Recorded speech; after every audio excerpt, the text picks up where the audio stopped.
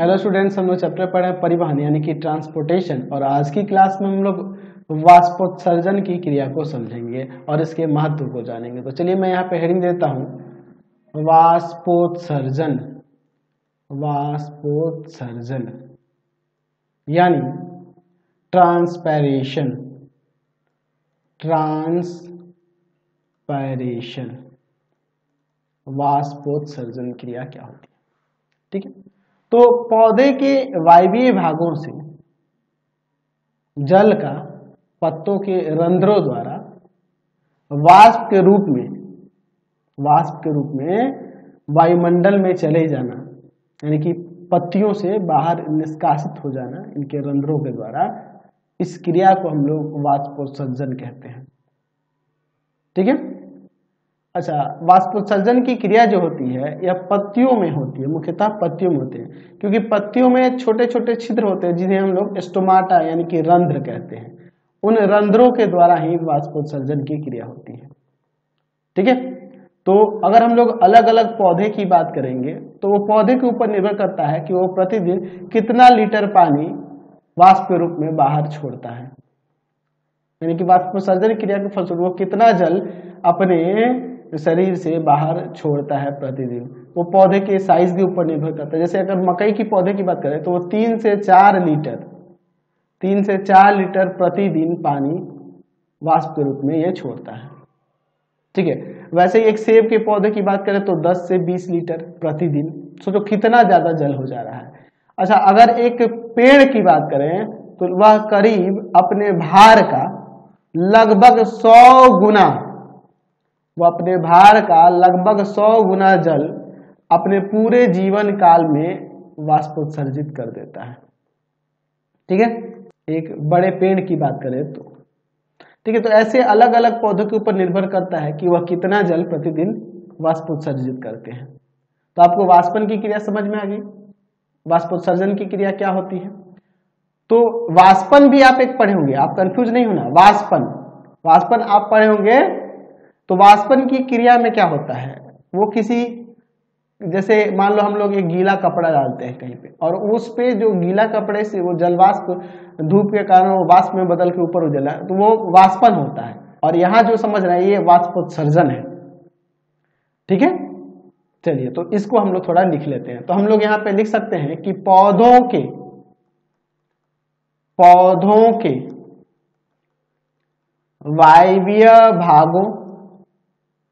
वायवीय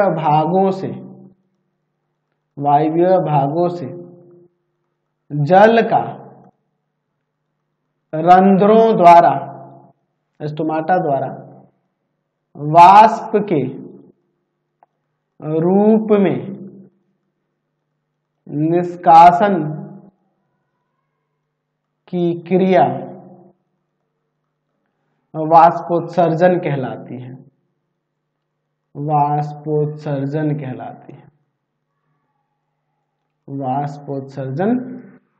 कहलाती है।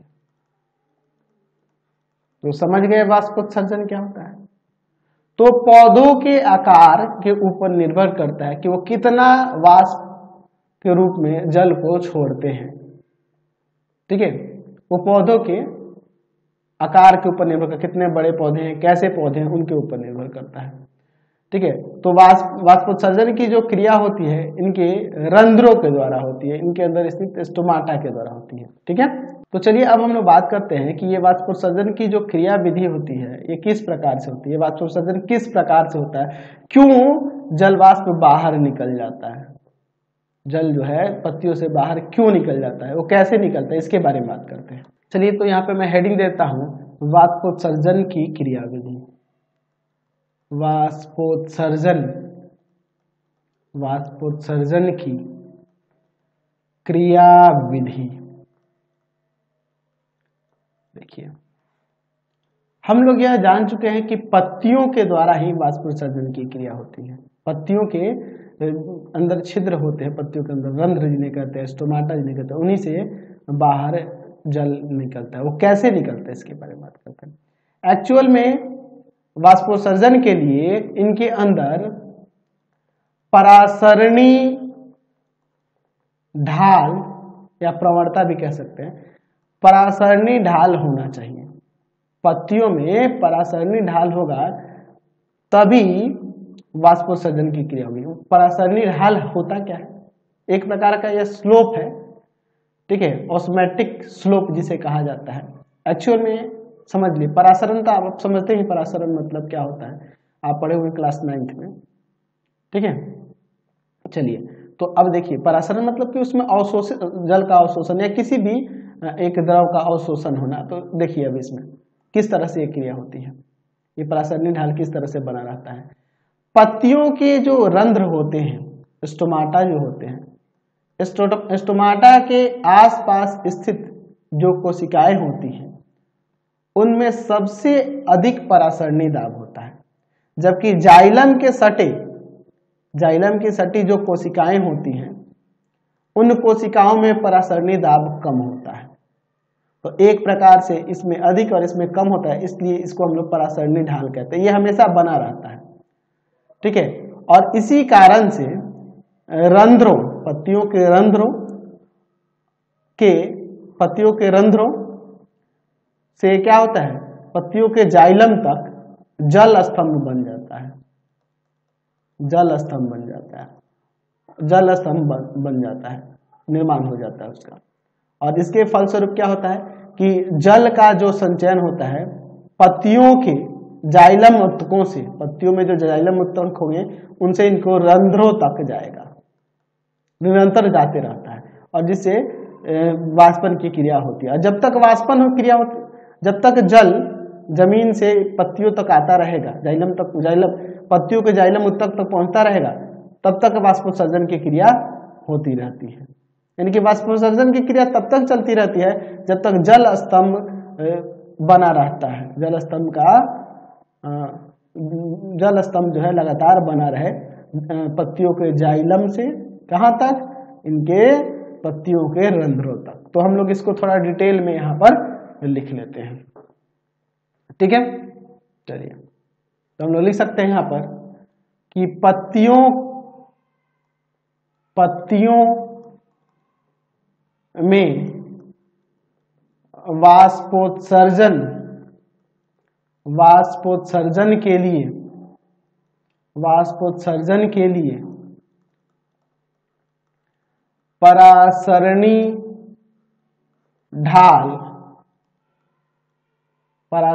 ढाल का निर्माण होना आवश्यक है,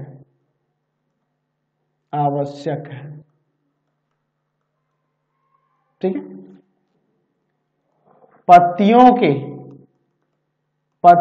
के रंध्रों के आसपास स्थित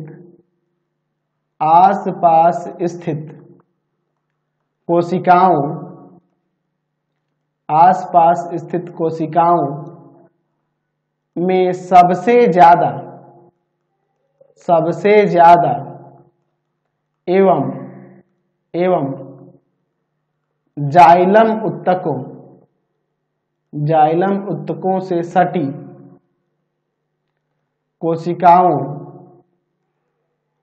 कोशिकाओं में सबसे कम परासरणी दाब होता है। परिणाम स्वरूप, या फलतः भी लिख सकते हैं, परिणाम स्वरूप रंध्रों से पत्ती के जाइलम तक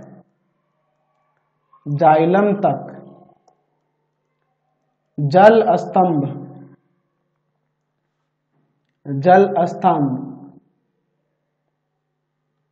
स्तंभ का निर्माण होता है। इसके फलस्वरूप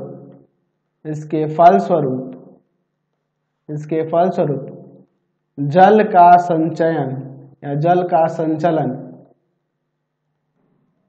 पत्तियों में जाइलम उत्तकों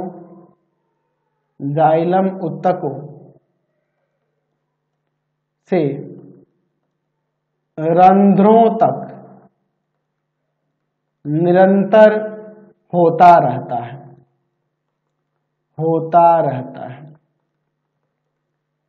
वाष्पोत्सर्जन की क्रिया, वाष्पोत्सर्जन की क्रिया, वाष्पोत्सर्जन की क्रिया, वाष्पोत्सर्जन की क्रिया जब तक चलती रहती है, जब तक चलती रहती है, यह जल स्तंभ बना रहता है, यह जल स्तंभ निरंतर बना रहता है, बना रहता है। तो इस तरह से वाष्पोत्सर्जन की क्रिया होती है। अच्छा, वाष्पोत्सर्जन का क्या महत्व है? तो देखिए, जब मूल रोम से, इनके पौधे के मूल रोम से चोटी तक लगातार जल की धारा बनी रहेगी, तो इसे खनिज के अवशोषण और उनके परिवहन में भी सहायता मिलेगी। उसके साथ साथ जाएगा ना जी, खनिज का परिवहन और अवशोषण के साथ साथ उनका परिवहन भी होगा। और इसके अलावा जब यहाँ से वाष्पोत्सर्जन होगा तो उसके फलस्वरूप तापक्रम में संतुलन बना रहेगा वायुमंडलीय ताप में, ठीक है।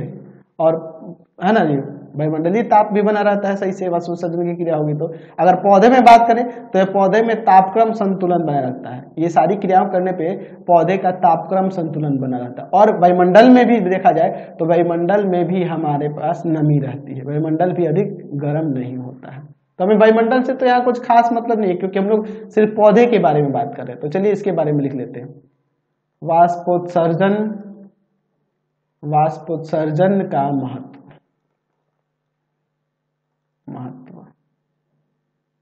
ठीक है। वाष्पोत्सर्जन का महत्व, क्या महत्व है इसके बारे में देखते हैं। तो हम लोग यहाँ पे लिख सकते हैं कि पौधों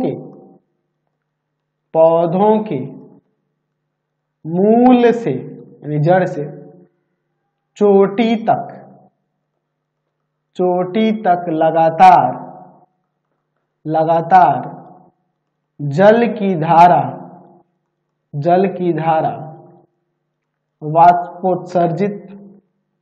वाष्पोत्सर्जन के द्वारा प्रवाहित होती हैं। यह खनिज अवशोषण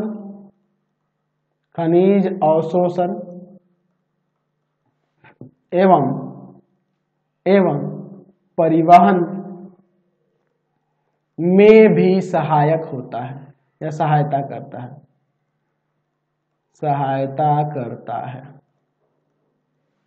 इसके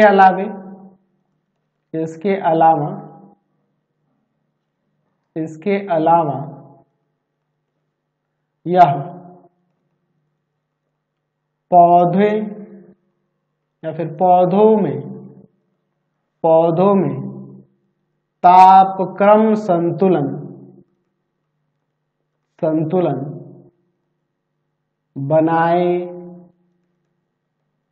रखने में सहायता करता है। और अगर हम लोग बात करें वायुमंडल में, तो वायुमंडल में इसका फायदा है, वाष्पोत्सर्जन की क्रिया होगी तो वायुमंडल में ताप एक निश्चित मतलब ज्यादा तापमान नहीं बढ़ेगा धरती का, और इससे क्या होगा, हमें ज्यादा गर्मी महसूस नहीं होगी, है ना। जल का संतुलन बना रहेगा। सबसे बड़ी बात है कि जल संतुलन बना रहेगा, इससे हमेशा समय से वर्षा होगी, है ना, धरती पे जल की कमी नहीं होगी। मतलब कि ये पौधे हमारे लिए बहुत ज्यादा जरूरी है, अगर हम लोग ऐसे भी देखें तो, है कि नहीं। चलिए पौधे की बात करें, लेकिन इससे हमें बहुत ज्यादा फायदा है, पौधों को नहीं। तो फिलहाल पौधों को तो फायदा है कि वो अपना जीवन जी रहे हैं, लेकिन हमें उनसे बहुत ज्यादा फायदा है, ठीक है। तो फिलहाल हम लोग इस वीडियो में यहीं तक रहने देते हैं। नेक्स्ट वीडियो में आगे के टॉपिक देखेंगे। आपको हमारे 3 चैनलों को सब्सक्राइब करना होगा। पहला है पाथफाइंडर क्लासेस छपरा, दूसरा है आपके पास भारती भवन रविकांत सर, रविकांत सर, और तीसरा चैनल है रविकांत सर के नाम से। तीनों को सब्सक्राइब कर लेंगे और इससे रिलेटेड वीडियो के लिए सीधे डिस्क्रिप्शन में जाएंगे। इससे रिलेटेड नोट्स के लिए गूगल पे जाकर सर्च करेंगे www.ravikantsir.in और यहाँ जाकर आप सभी क्लासेस के नोट्स उनके PDF को डाउनलोड कर सकते हैं, पढ़ सकते हैं। इंस्टाग्राम और फेसबुक पे जाके पाथफाइंडर क्लासेस छपरा को लाइक एंड फॉलो करना नहीं भूलेंगे। Thanks for watching the video. Comment करके जरूर बताते रहें कि हमारे चैनल्स के वीडियो आप सभी को कैसे लगते हैं।